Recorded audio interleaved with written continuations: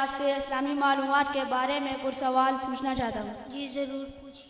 روح العالمین کس فرشتے کو کہا جاتا ہے؟ روح العالمین حضرت جبرائیل علیہ السلام کو کہا جاتا ہے۔ حضرت جبرائیل علیہ السلام حضور صلی اللہ علیہ وسلم کے پاس اکثر کس صحابی کی شکل میں آیا کرتے تھے؟ حضرت دہیہ کلبی رضی اللہ عنہ کی شکل میں آیا کرتے تھے۔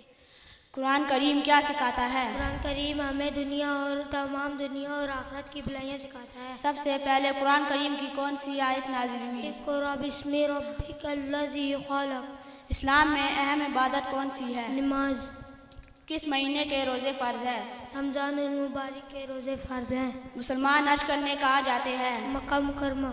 زکوٰۃ میں مال کا کتنا حصہ نکالا جاتا ہے؟ زکوٰۃ میں مال کا 40واں حصہ 2.5% نکالا جاتا ہے۔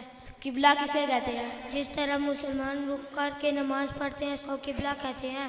کن نمازوں کے لیے اذان دی جاتی ہے؟ جمعہ اور 5 فرض نمازوں کے لیے اذان دی جاتی ہے۔ تکبیر تحریمہ کسے کہتے ہیں؟ نماز شروع کرنے کے لیے جو تکبیر کہی جاتی ہے اس کو تکبیر تحریمہ کہتے ہیں۔ قیام کسے کہتے ہیں؟ نماز میں ہاتھ باندھ کر کھڑے ہونے کو قیام کہتے ہیں۔ قرات کسے کہتے ہیں؟ نماز میں قرآن کریم پڑھنے کو قرات کہتے ہیں۔ رکوع کسے کہتے ہیں؟ نماز میں قیام کے بعد جھکنے کو رکوع کہتے ہیں۔ قوما کسے کہتے ہیں؟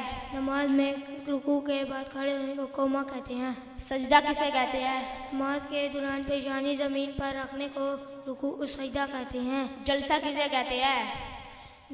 دونوں سجدوں کے درمیان بیٹھنے کو جلسہ کہتے ہیں۔ امام کسے کہتے ہیں؟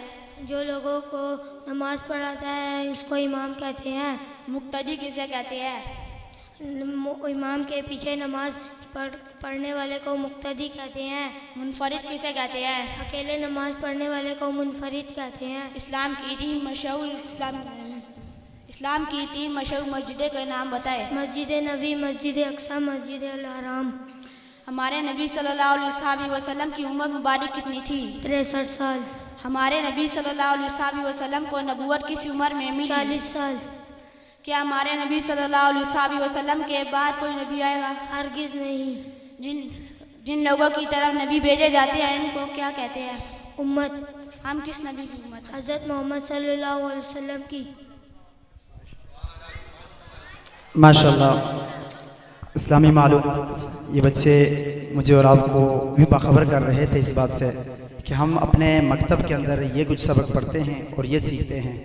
اللہ رب العزت ان بچوں کو مزید کامیابیاں عطا فرمائے۔